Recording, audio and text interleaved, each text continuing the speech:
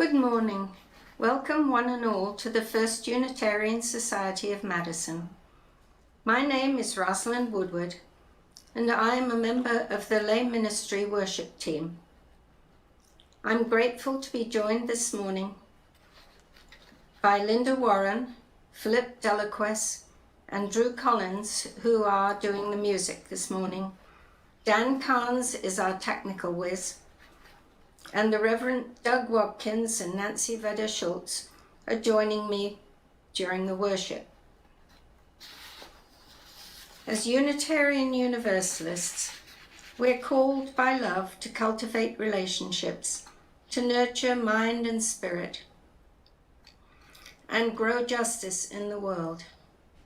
We're doing this together in this time of live-streamed worship, as we remember the love, compassion, and resilience that live within and among us.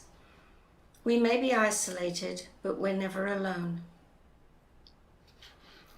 In this time of physical distancing, we're creating a space together for the community, and we'd like to invite you to keep the community building going after our service by joining our virtual coffee hour. In a moment, we'll be lighting our chalice here, and I hope you'll find something to light where you are, whether it's a candle or an app on the phone. Whatever you choose to light, may the fires of our chalice flames burn brightly throughout our wider community.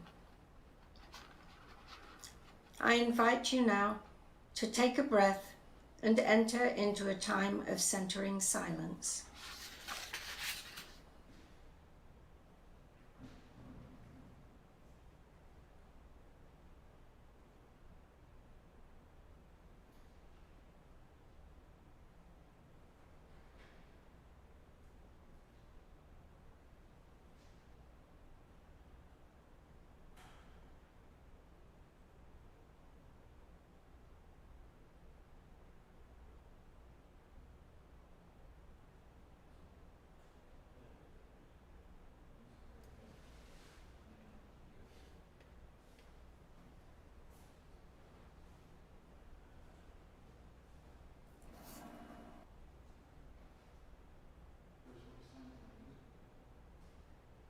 The opening words were written by Brian Swimmy and Mary Evelyn Tucker.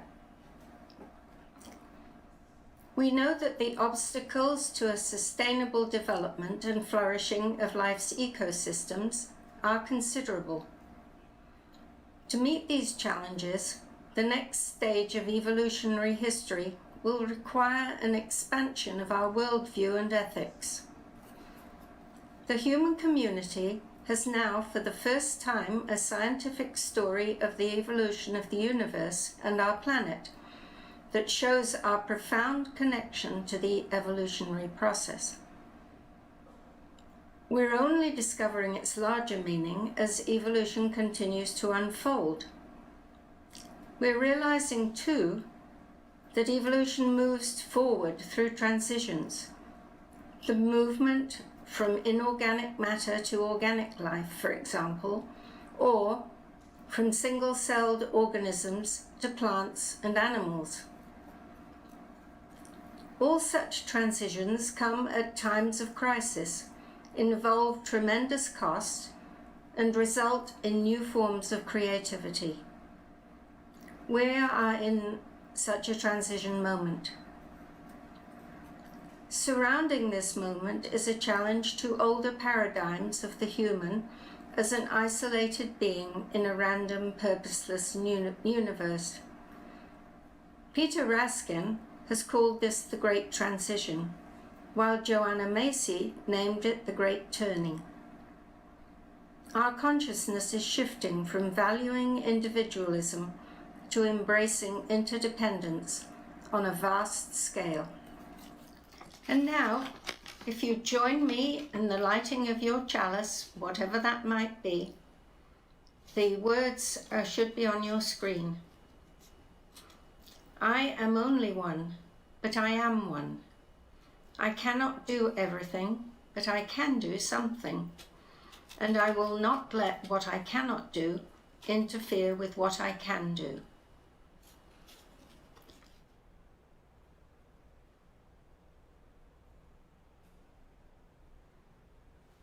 And now please join me in singing our opening hymn, number 170, We Are a Gentle, Angry People.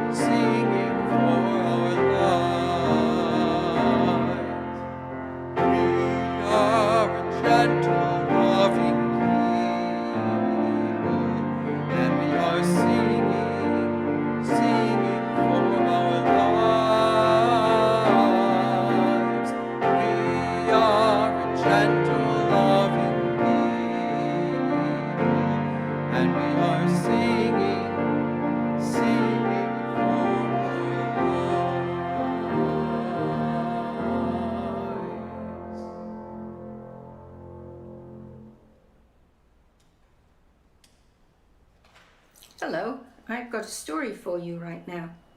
It's called One Earth, and it's a new one. And it's by a lady called Eileen Spinelli and a man who illustrated it called Rogerio Coelho. One Earth.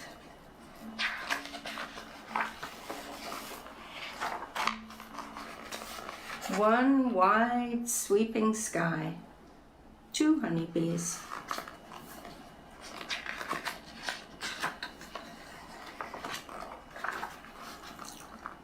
Three bunnies in a nest. 4 redwood trees.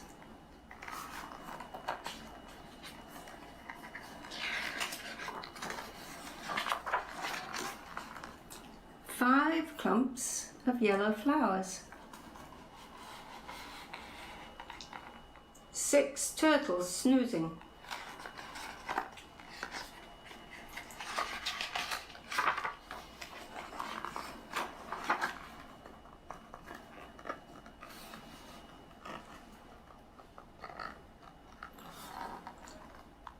Seven dolphins in the sea. 8 seagulls cruising.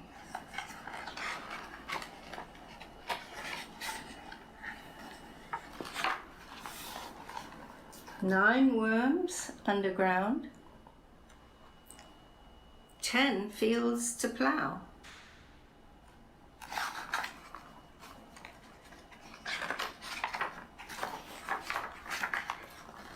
'Celebrating Earth'. Counting backwards now.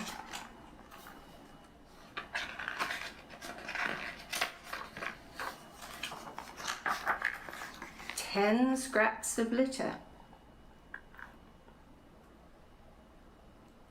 Throw them in the trash. 9 empty bottles. Turn them in for cash.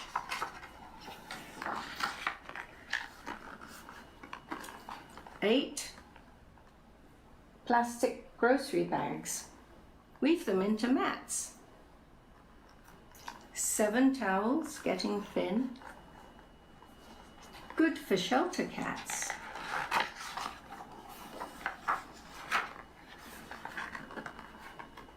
6 flannel shirts, too old. Cozier than new. 5 lamps in a room. Try to use just 2.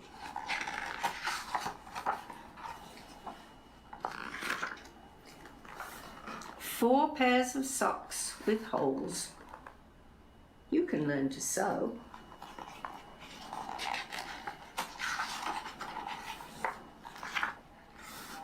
3 avocado pits. Plant and watch them grow.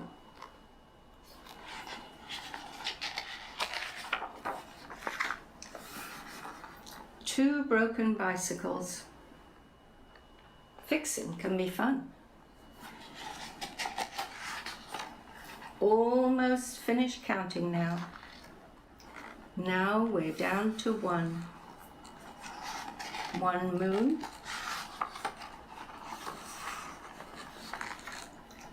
1 sun. 1 earth. So beautiful.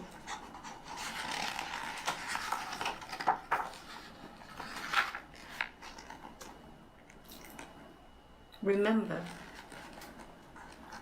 only 1. Thank you.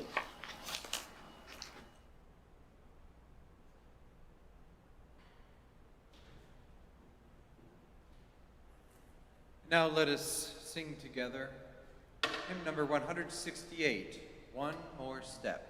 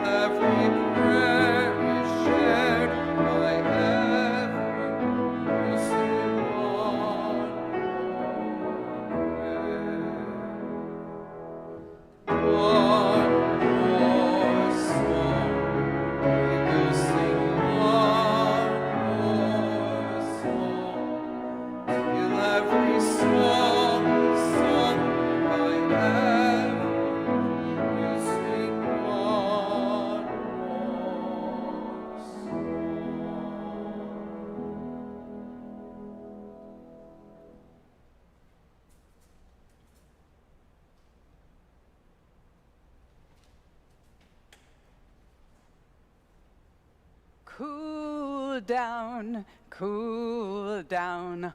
Oh, Mama Gaia, we will cool you down. Cool down, cool down. Oh, Mama Gaia, we will cool you down. People say when you get two Unitarian Universalists together, you'll find three opinions. And I think that's true when it comes to many topics. But as far as I can tell, we're all environmentalists. We're well informed about the environmental problems that face us, and we love the earth that we live on and want to do what we can to keep her healthy.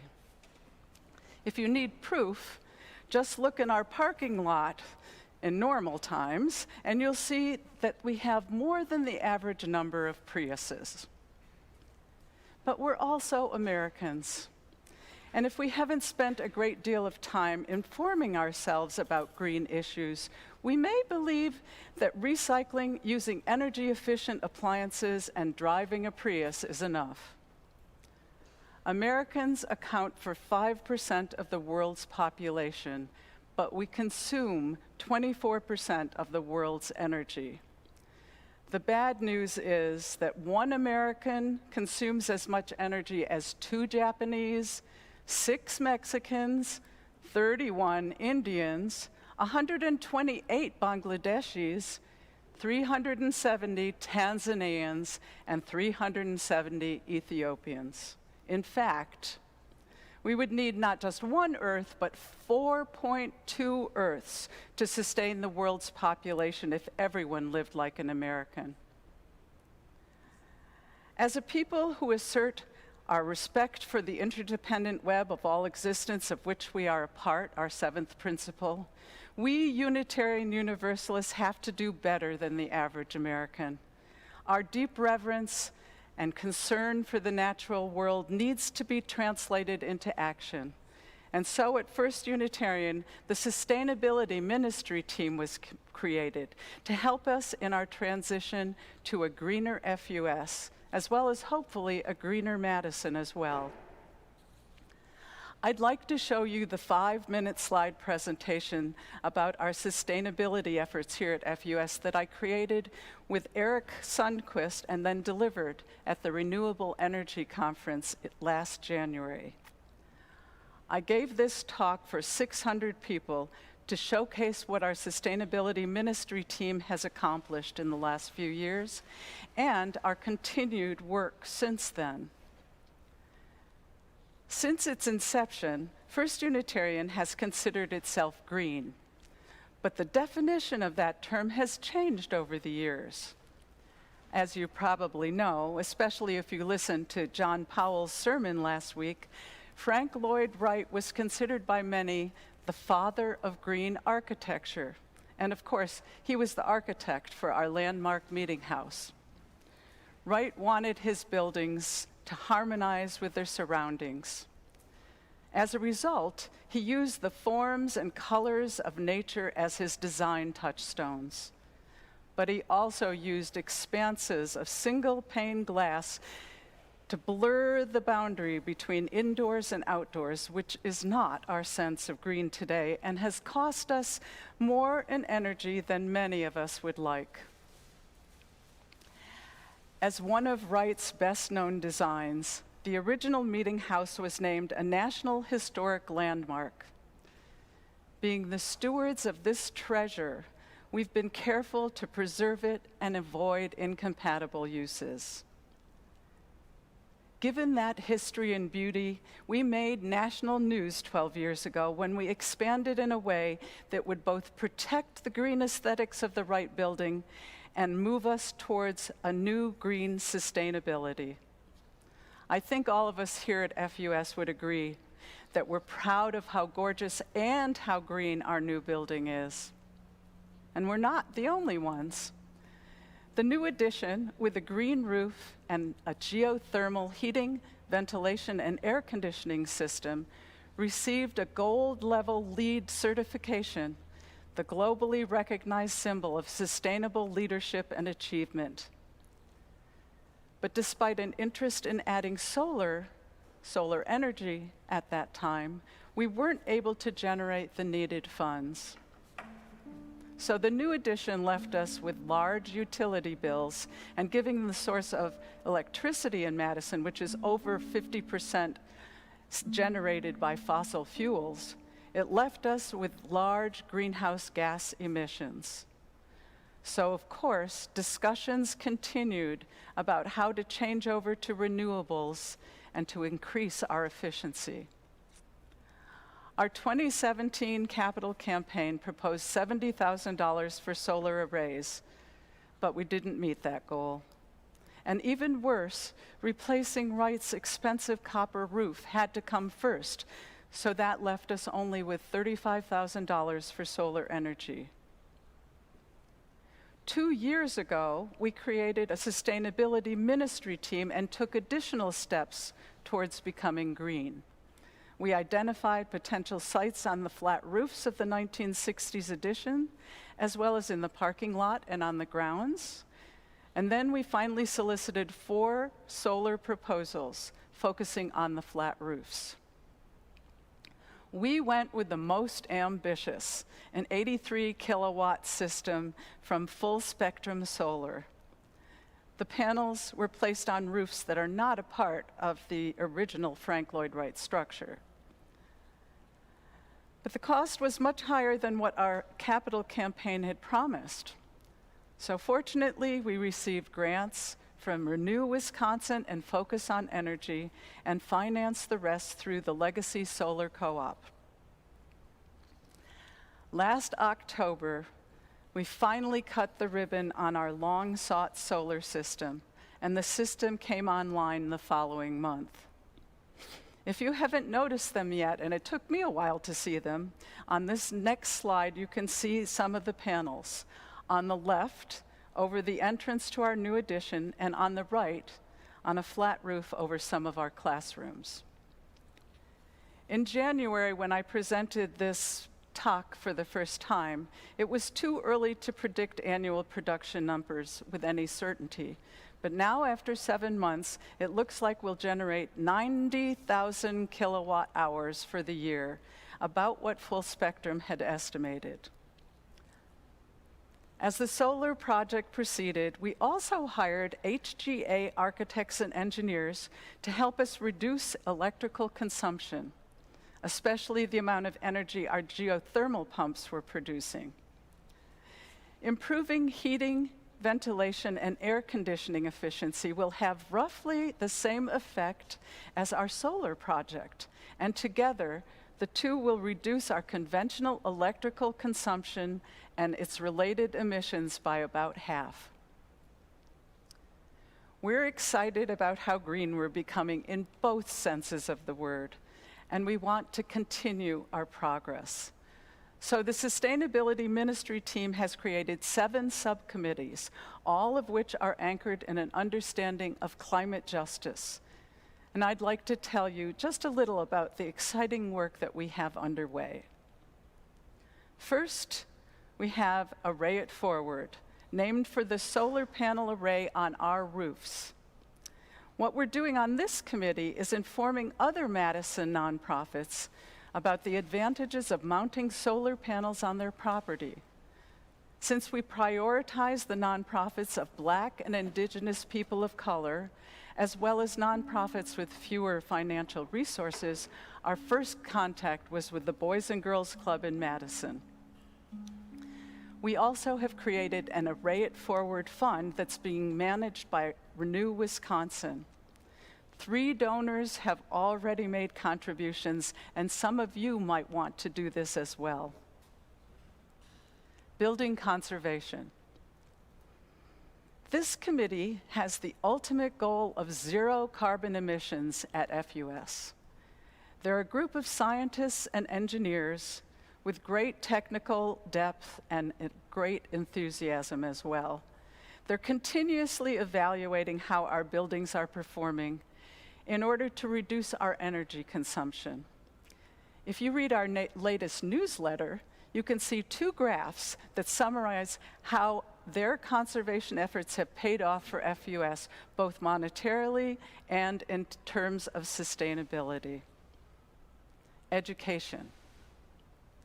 The goal of the Sustainability Education Team is to enhance awareness within our congregation and the larger community about FUS's sustainability activities.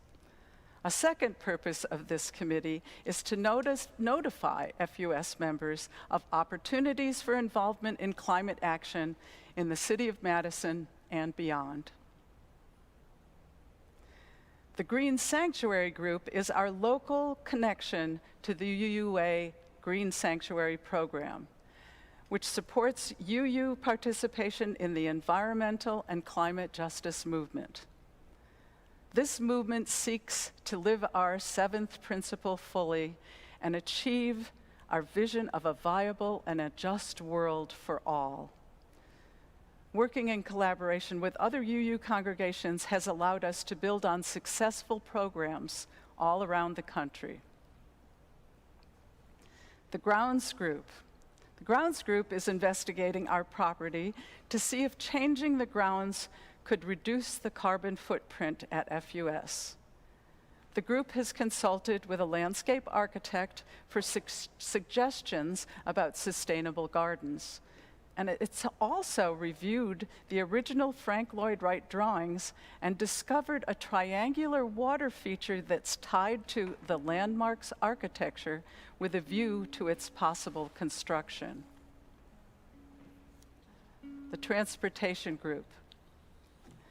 Cars and trucks account for about 1/5 of US emissions. So our Transportation Committee hopes to reduce the amount of greenhouse gases generated by FUS members who drive to church. To do this, they've created carpooling opportunities for the congregation, as well as educating us about alternatives to driving to church.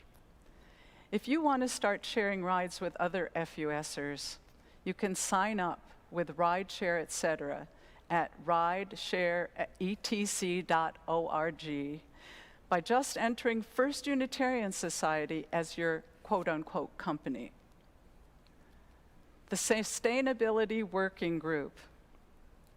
This month, you're actually reaping the benefits of the worship group because we're putting on all 4 services this July. The group wants to call attention to issues that fly in the face of our UU principles, especially the 7th principle, respect for the interdependent web of all existence.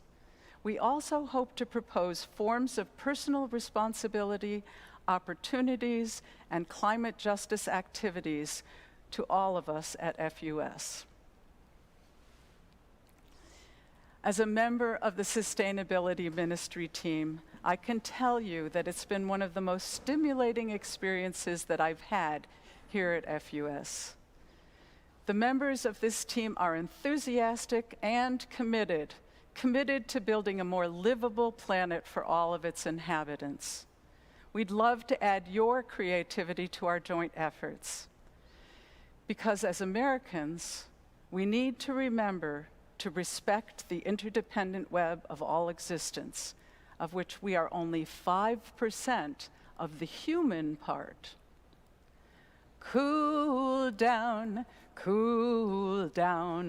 oh Mama Gaia, we will cool you down.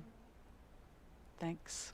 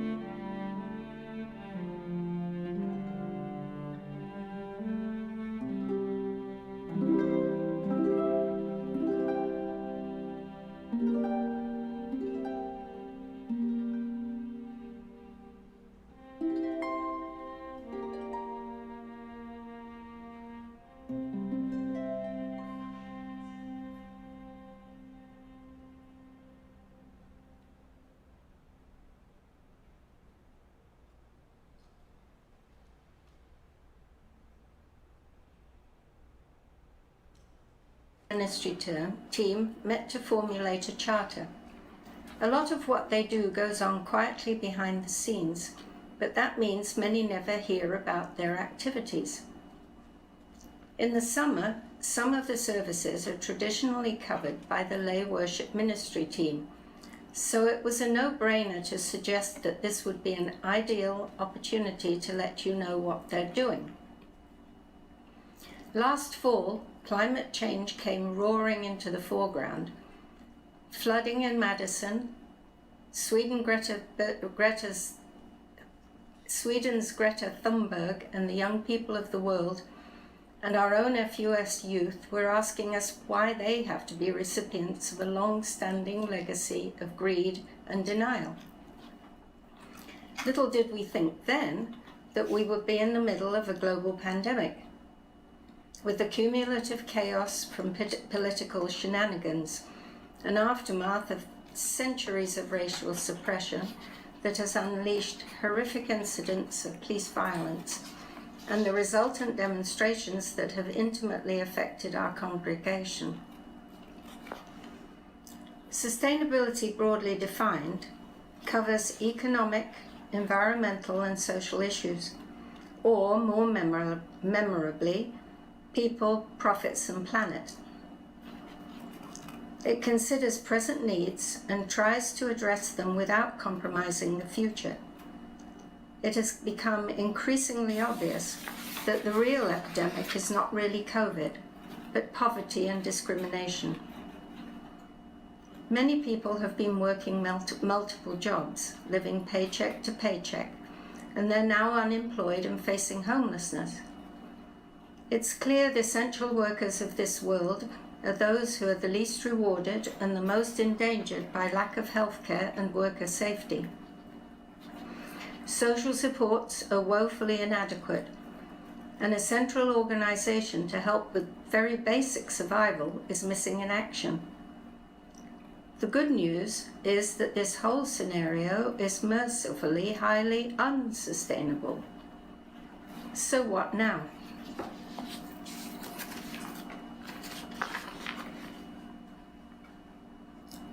This is the Chinese symbol Wei Qi. It's a recognition that within every crisis, there's a time to pause and carefully reflect. The two combined symbols are danger sitting on top of opportunity. The earth is now heaving and groaning. Earthquakes, fires, floods, hurricanes, and tsunamis are visibly increasing. The climate is getting hotter, glaciers and permafrost are melting. And now there's plague and pestilence. Long before today's chaos, David Corton pointed to the Great Turning, and economist Paul Krugman noticed a great unraveling.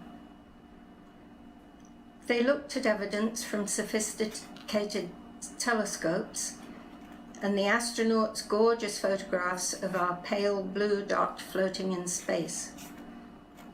Viewed from this perspective, scientists have been calling attention for a long time to the ever-increasing damage caused by our species.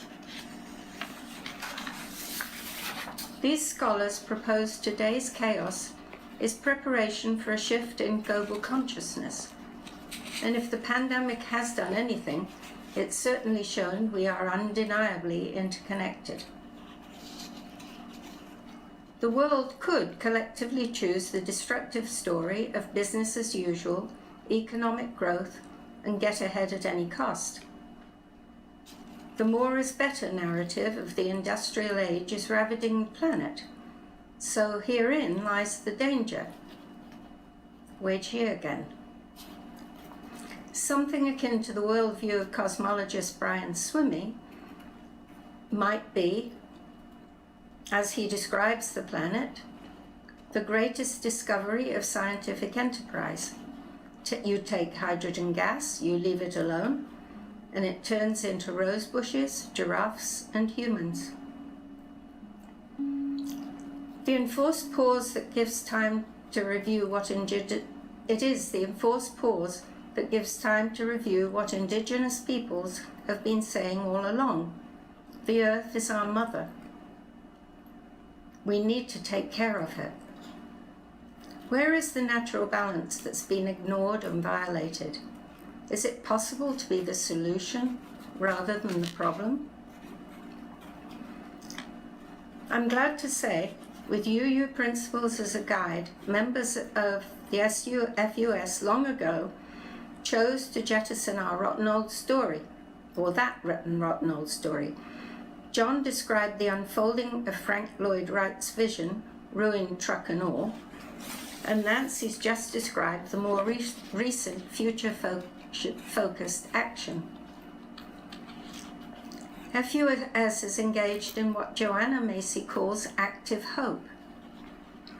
The Sustainability Ministry team plans to continue this work, envision a sustainable future, and take steps towards making it happen.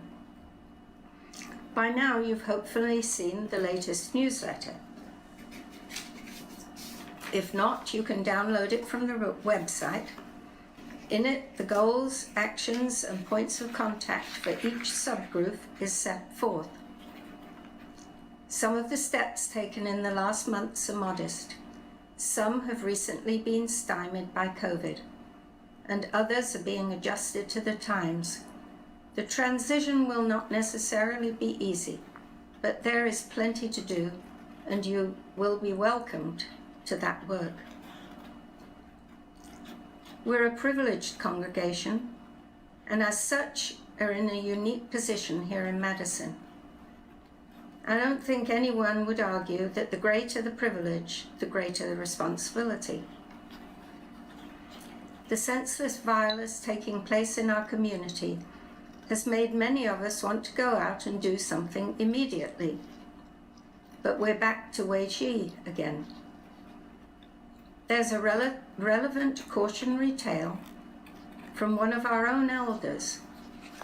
The well-loved Wisconsin legislator and member of FUS, Mary Lou Muntz, once said from the podium in the Landmark, "Reactive legislation is always bad legislation." We've had too many examples of this in the last years and are reaping the terrible results. One remedy, of course, is to get out the vote. But this particular crisis is unfortunately not only legislative. It is also one of attitude and conscious living. Thich Nhat Hanh suggests a way. He says, "We're making the earth an impossible place to live for ourselves and for many generations of children. If we live our present moment mindfully, we'll know what to do and we'll know what not to do, and we'll try to do the things in the direction of peace." It's imperative the direction we take be made collectively and towards sustainability. Without that focus, anything we do will be unlikely to last. Effective action has to be maintained into the future.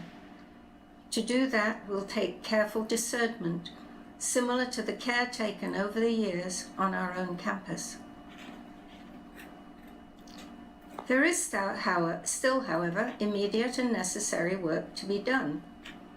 We are, after all, in this mess together, so next week, the Building Unity team will show you what active hope in the middle of a pandemic looks like for the wider community of Madison and Wisconsin. I hope you will join us. As we move into this time of offering, may we be aware of the ways that our generosity allows this community to remain strong and connected. You will note on your screen that there is a slide that shows you how you can connect on our front page so that you can make a donation. We hope that you will take a moment during the offering or after the service, or even better, to set up a recurring payment if you've not yet, to continue to support this community as we work throughout the summer to support you and the larger community in this time of special need. May a spirit of generosity, love, and compassion guide us as we think about the gifts we've been given and how we are called to share them with each other. May that spirit be present now as the offering is given and received.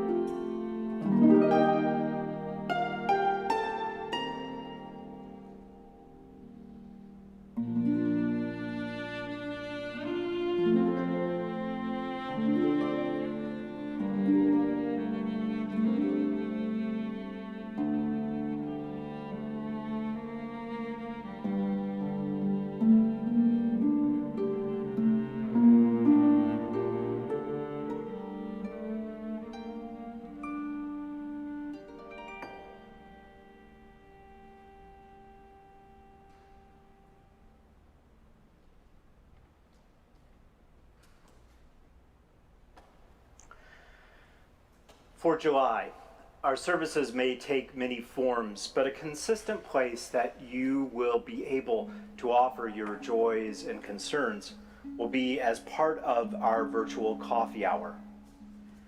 Another opportunity that's offered every week by our coffee hour is the chance to meet in small breakout rooms. And in those rooms, you may meet new people that you might otherwise not connect with. You'll have a chance to see established friends and share what is happening in your life in a friendly and supportive atmosphere. So if you've not tried our virtual coffee hour after the service, I hope you'll do so after the service today. May we take a moment to share the cares of the congregation. As we journey into the spirit of summer, we honor both the gifts of its warmth and the searing quality of its heat, the bliss of a cool breeze, and the intensity of the threat of thunderstorms and lightning. These days are moving swiftly, and so may we be fully present to what it is that is before us now, knowing that for some of this summertime is wondrous, and for others, it has difficulty. And so, as a diverse community, may we practice contemplating how others experience the world, to understand that my reality and their reality may be different, and yet we share qualities of the same core design.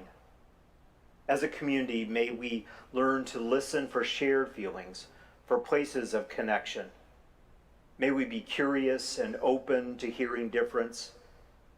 May we be taught to take love into the brokenness, to give space for and to be patient with healing. Give us the courage to face the truth of our lives and the joys of our possibilities.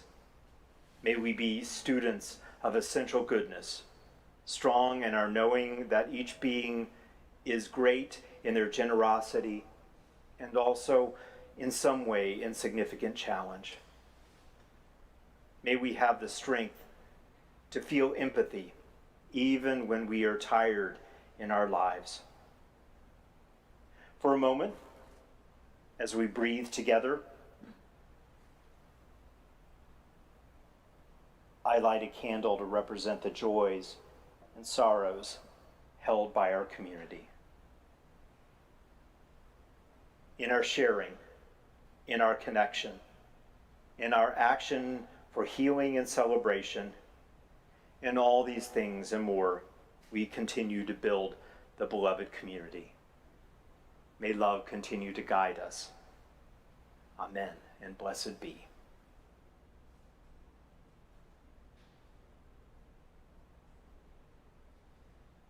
And now let us stand and sing together, rise in all ways that we do, to sing hymn number 318, We Would Be One.